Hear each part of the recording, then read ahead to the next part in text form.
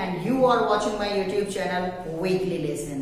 So दोस्तों एक बार फिर से मैं हाजिर हूँ एक नए लेसन के साथ और आज का जो हमारा लेसन है वो आप देख सकते हैं यहाँ पर लिखा हुआ है use of this and that and these and those.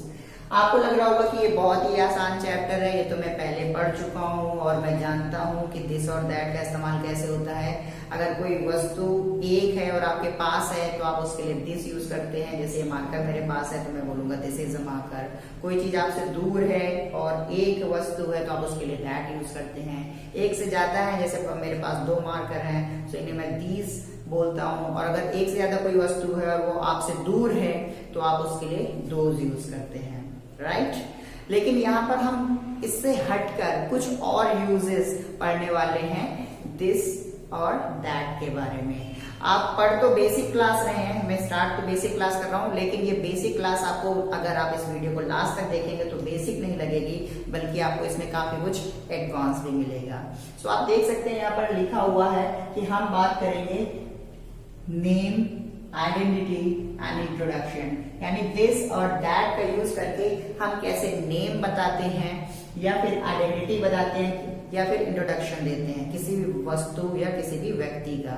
सो यहाँ पे मैंने कुछ एग्जांपल्स लिखे हैं, आइए पहले उन एग्जांपल्स को देखते हैं। तो सबसे पहला हमारा एग्जांपल है यह एक मार्कर है, यह एक मार्कर है। सो इसका एग्जांपल, इसका ट्रांसलेशन होगा this is a marker, this is a marker. दूसरा एग्जांपल यह एक संतरा है, यह एक संतरा है। इसका ट्रांसलेशन होगा this is an apple, sorry this is an orange, sorry this is an orange, ORANG, this is an orange, right. Next example देखते हैं जो कि है यह भारत है, यह भारत है।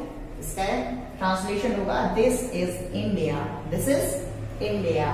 नेक्स्ट एग्जांपल यह शक्कर है, इसका ट्रांसलेशन क्या होगा this is sugar, this is sugar.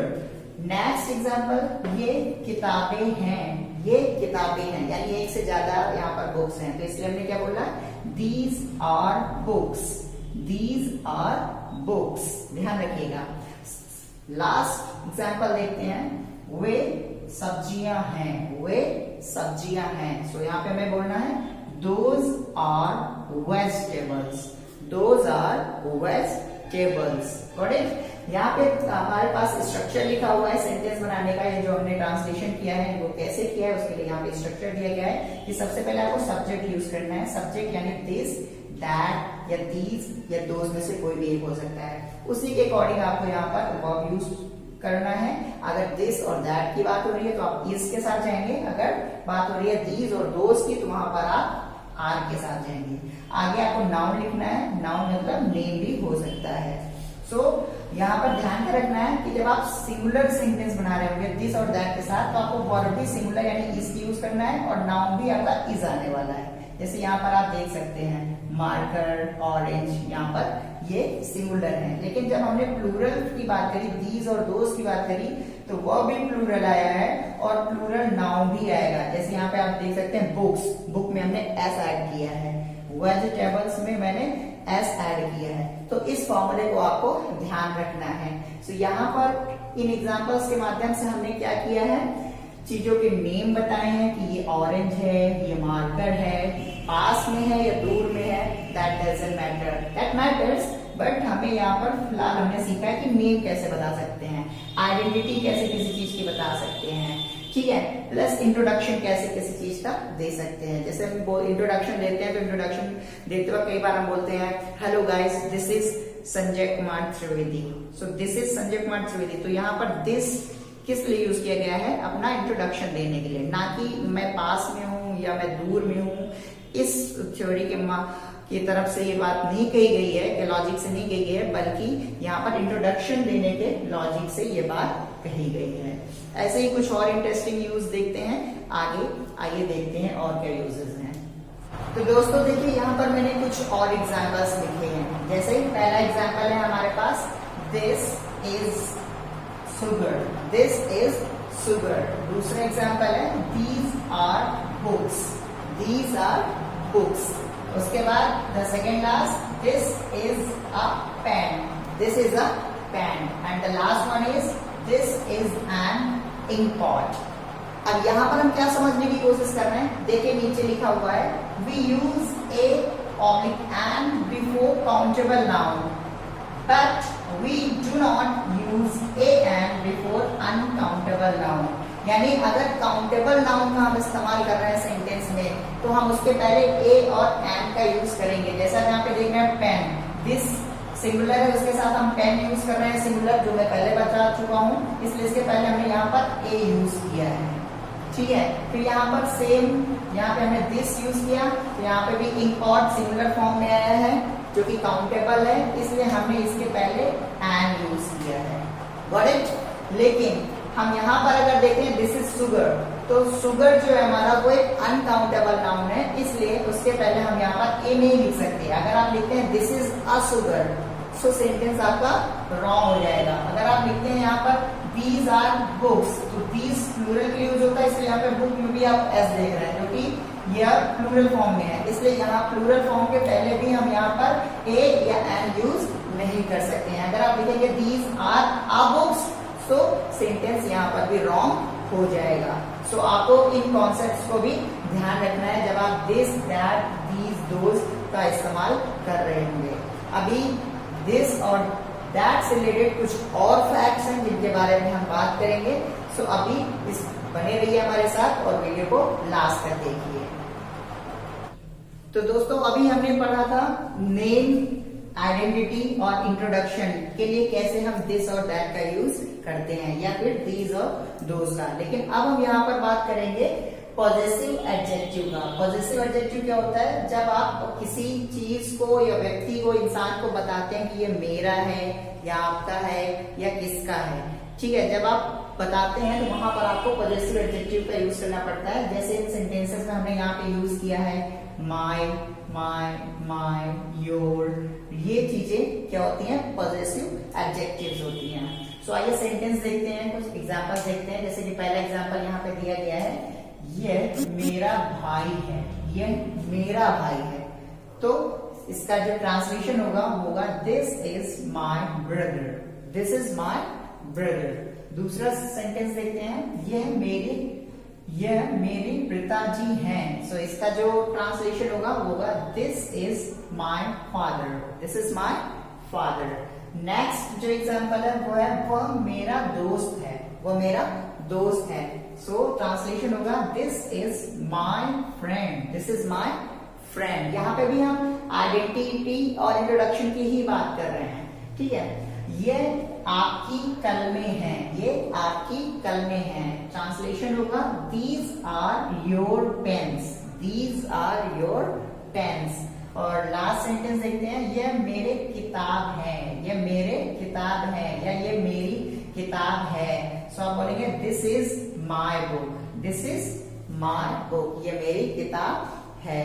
अब यहाँ पर अगर इन्हीं सेंटेंसेस को हम अलग तरीके से लिखना चाहें और बताना चाहें और यहाँ पे हम पजेसिव एडजेक्टिव की बजाय अगर हम पजेसिव प्रोनाउन का यूज करें तब यहाँ पर ये सेंटेंसेस कैसे बनेंगे, अब हम उसका एग्जांपल देखते हैं। जैसे यहाँ पे हमने लिखा है ये आपकी कलमें हैं, और अगर इस सेंटेंस को हम कुछ इस तरह से लिख लें, ये कलमें आपकी हैं, ये कलमें आपकी हैं, ये किताब मेरी है। तो आप इन सेंटेंसेस को अगर आप ट्रांसलेट करेंगे तो आपको बनाना पड़ेगा ये कलमें की आपको पहले इंग्लिश लिखनी पड़ेगी और उसकी जो इंग्लिश होगी वो होगी दीज कलमें यानी पेन्स, दीज पेन्स आगे प्लूरल बन गया इसलिए हम यहाँ पे आर यूज करेंगे और किसकी है? आपकी है, तो आपकी के लिए हम यूज करेंगे योर्स। अब क्या बोला जाएगा? These pens are yours, these pens are yours.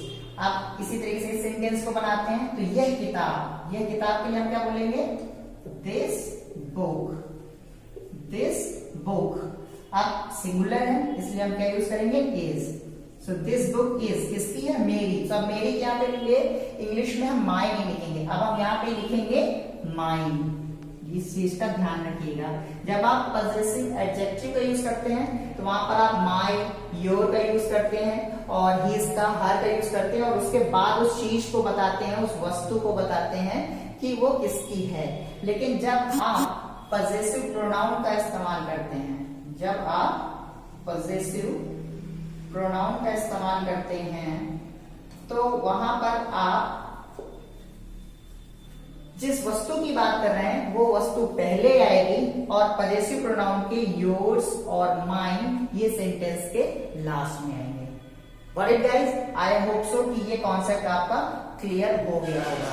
सो अभी दिस और दैट के कॉन्सेप्ट अभी खत्म नहीं हुए हैं दोस्तों, अभी हम एक और कॉन्सेप्ट पे बात करेंगे। जैसा कि मैंने कहा था कि दिस और दैट, दीज और दोस का मतलब सिर्फ कोई किसी वस्तु का पास होना या दूर होना या एक होना या एक से अधिक होने के लिए ही यूज नहीं होते हैं। तो बेसिक क्लास में मैं आपको कुछ एडवांस देने की कोशिश कर रहा हूँ। सो बने रहिए मेरे साथ इस वीडियो के लास्ट तक और अब हम इसके बाद देखेंगे एक लास्ट कॉन्सेप्ट। ओके दोस्तों, तो इसके पहले जो कॉन्सेप्ट हमने पढ़ा था उसमें हमने पढ़ा था पॉजेसिव एडजेक्टिव और पॉजेसिव प्रोनाउन के बारे में, और मैंने आपको बताया था पॉजेसिव मीन्स किसी चीज का मालिक होना, किसी चीज पर आपका अधिकार होना, किसी चीज को अपना कहने के लिए हम यूज करते हैं। अब यहाँ पर हम एक नया कॉन्सेप्ट पढ़ रहे हैं, आइए इसे भी देखते हैं कि कैसे यूज करना है। सो हम पढ़ रहे हैं use of this and that, ये मैं पहले ही बता चुका हूँ। अब ये देखने वाले हैं कि दिस और दैट का यूज किस तरीके से आप कलर बताने के लिए, किसी वस्तु या इंसान का, व्यक्ति का कलर बताने के लिए, या साइज या शेप बताने के लिए, या उसकी मेरिट डिमेरिट बताने के लिए, अच्छाइयां बुराइयां बताने के लिए, या फिर उसकी क्वालिटी गुण बताने के लिए, या फिर एज, ठीक है, बताने के लिए, उम्र बताने के लिए कैसे आप इस्तेमाल करते हैं दिस और दैट का। तो ये यहाँ पे कुछ एग्जांपल्स लिखे हुए हैं, आइए इनके माध्यम से समझने की कोशिश करते हैं। तो सबसे पहला जो एग्जांपल दिया गया है वो है यह गाड़ी लाल है। यह गाड़ी लाल है, यानी गाड़ी का जो कलर है वो क्या है, लाल है। तो यहाँ पे कलर बताया जा रहा है। सो एग्जांपल होगा इसका translation, this car is red, this car is red. आइए नेक्स्ट एग्जांपल देखते हैं, यह पेन नीली है, ये भी कलर बता रहा है। ट्रांसलेशन होगा, this pen is blue, this pen, यह पेन, यानी यह पेन के लिए क्या लिखा गया, दिस पेन, और क्या है, ब्लू है, so is blue. Got it? वह लड़की लंबी है, यानी वह लड़की लंबी है, उसकी साइज, लड़की यानी दैट गर्ल इज टॉल। आइए सेकंड लास्ट एग्जांपल देखते हैं जो कि है वह लड़का बुद्धिमान है, वह लड़का बुद्धिमान है। सो इसका ट्रांसलेशन होगा, that boy is intelligent, that boy is intelligent. Got it? ये क्वालिटी की बात हो रही है। अब लास्ट सेंटेंस की बात करते हैं, यह पेड़ पुराना है, यह पेड़ पुराना है, एज की बात हो रही है। सो इसका जो ट्रांसलेशन होगा वो होगा, this tree is old, this tree is old. Got it? So अगर आपने इन सभी सेंटेंसेस को ध्यान से पढ़ा हो तो आपने ये देखा होगा कि यहाँ पर हमने कहीं पर भी किसी भी तरीके का एन आर्टिकल यूज नहीं किया है। हमने लिखा है this car is red, this pen is blue, yeah, this girl is tall, this boy is intelligent, this tree is old। ये ऐसा इसलिए क्योंकि सेंटेंस के लास्ट में यहाँ पर red, blue, tall, intelligent, old, ये सारे हमारे क्या है, एडजेक्टिव्स हैं। और जब एडजेक्टिव सेंटेंस लास्ट में आते हैं तो हम उनके पहले आर्टिकल यूज नहीं करते हैं। हाँ, लेकिन हम तब आर्टिकल जरूर यूज कर सकते हैं अगर इन एडजेक्टिव्स के बाद में नाउन आए। जैसे कि हमारे यहाँ पे जो नाउन कार, पेन, गर्ल दिए गए हैं, अगर इन वर्ड्स को हम सेंटेंस के लास्ट में लेके जाएं तब हम वहां पर एडजेक्टिव से पहले हम ए और एन का यूज कर सकते हैं। वो कैसे कर सकते हैं, आइए कुछ एग्जाम्पल से समझते हैं इस बात को। जैसे हमने यहाँ पे लिखा है, यह गाड़ी लाल है। अगर इसी सेंटेंस को हम इस तरह से लिखें, यह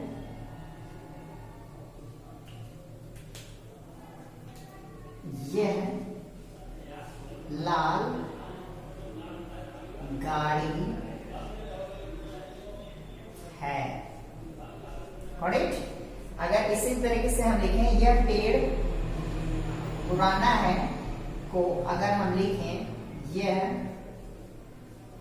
पुराना पेड़ है, ठीक है। सो हम इन दो सेंटेंसेस को बना के देखते हैं। सो इसका जो ट्रांसलेशन होगा वो होगा दिस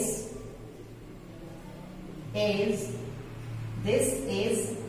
अ, अब लाल के लिए रेड और गाड़ी के लिए कार। सो हमने अब क्या लिखा, this is a red car. अब आप यहाँ पे देख सकते हैं आर यूज हुआ है, क्यों? क्योंकि यहाँ पर इस एडजेक्टिव के बाद नाउन आ रहा है, इसलिए हम यहाँ पर ए यूज कर सकते हैं। उसी तरीके से अगला सेंटेंस बनाते हैं, यह पुराना पेड़ है। सो अब हम यहाँ पर इसे लिखेंगे दिस इज, पुराना के लिए ओल्ड लिखते हैं, इसलिए ओल्ड से पहले हमारा यहाँ पर आर्टिकल क्या आएगा, एन आएगा। AEIOU, जब भी वोवल से कोई भी वर्ड स्टार्ट होता है तो उस वर्ड से पहले हम जो आर्टिकल यूज करते हैं वो हम क्या करते हैं, एन का यूज करते हैं। So this is an old, और क्या था, पेड़। सो यहाँ पे हम लिखेंगे tree. So this is an old tree. I hope so कि अब समझ में आ गया होगा कि अगर आप एडजेक्टिव्स को बाद में यूज करेंगे तो आप वहां पर ए एन का यूज नहीं करेंगे, लेकिन अगर आप वहां एडजेक्टिव के बाद नाउन का यूज करते हैं तो आप वहां पर ए एन का यूज करेंगे। दोनों तरीके सही हैं, आप दोनों में से किसी भी तरीके का इस्तेमाल करके आप सेंटेंसेस को बना सकते हैं, ठीक है। यहाँ पर जैसे मैंने लिखा है कि यह पेड़ पुराना है या यह पुराना पेड़ है, ये दोनों तरीके यहाँ पे लिखे हुए हैं।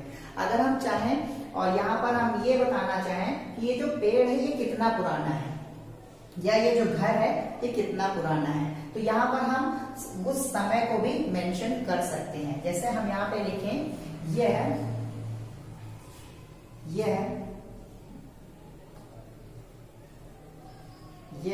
10 साल पुराना पेड़ है, यह 10 साल पुराना पेड़ है। अब अगर हम इसे ट्रांसलेट करेंगे तो हमें क्या करना है, जैसे कि हमने यहां से शुरुआत किया था, तो हम बोलेंगे दिस इज एन, अब हम यहां पे लिखेंगे 10 हाइफन आगे years old tree. This is an 10 years old tree। लेकिन आप यहाँ पर जब आप यूज करेंगे नाउन को सेंटेंस के लास्ट में, तब वहां पर आप ईयर्स ना लिखकर ईयर लिखेंगे। अब आप लिखेंगे this is an 10 year old tree, got it. लेकिन अगर आप इस तरीके से सेंटेंस को बनाएं और यहाँ पे लिखें यह पेड़ 10 साल पुराना है, तब हम वहां पे लिखते this tree is 10 years old, तब हम वहां पे लिखते, अगर हम यहाँ पे मेंशन कर लें यह पेड़ और यहाँ पे लिखें 10 साल पुराना है, तो अब हम यहाँ पर सेंटेंस में क्या लिखते हैं, this tree is 10 years old, क्योंकि अब यहाँ पे ट्री हम पहले यूज कर रहे हैं। So this tree is 10 years old. Got it? So I hope so guys कि आप सभी लोगों को this और that, these और those के सभी कॉन्सेप्ट्स क्लियर हो गए होंगे। ये कॉन्सेप्ट शायद आपने पहले नहीं पढ़ा होगा, सो ये आपके लिए कुछ यूनिक था, कुछ नया था। अगर आप इन्हें प्रैक्टिस करेंगे और अच्छे से अभ्यास करेंगे सो डेफिनेटली आप दिस और दैट की मदद से सिर्फ पास और दूर की ही वस्तुओं को नहीं बल्कि आप बहुत कुछ एक्सप्लेन कर सकते हैं। आप चीजों को की नेम के बारे में बता सकते हैं, आइडेंटिटी के बारे में बता सकते हैं, इंट्रोडक्शन दे सकते हैं अपना या किसी और चीज का या व्यक्ति का या वस्तु का, और प्लस आप size, colour, shape, merit, demerit, quality, age, इन सभी को भी डिफाइन करने के लिए आप दिस और दैट वर्ड का यूज कर सकते हैं। सो आज के लेसन के लिए इतना काफी है। So जल्दी मिलेंगे, see you soon with a new lesson guys. Till then keep getting motivation and dedication with weekly lesson.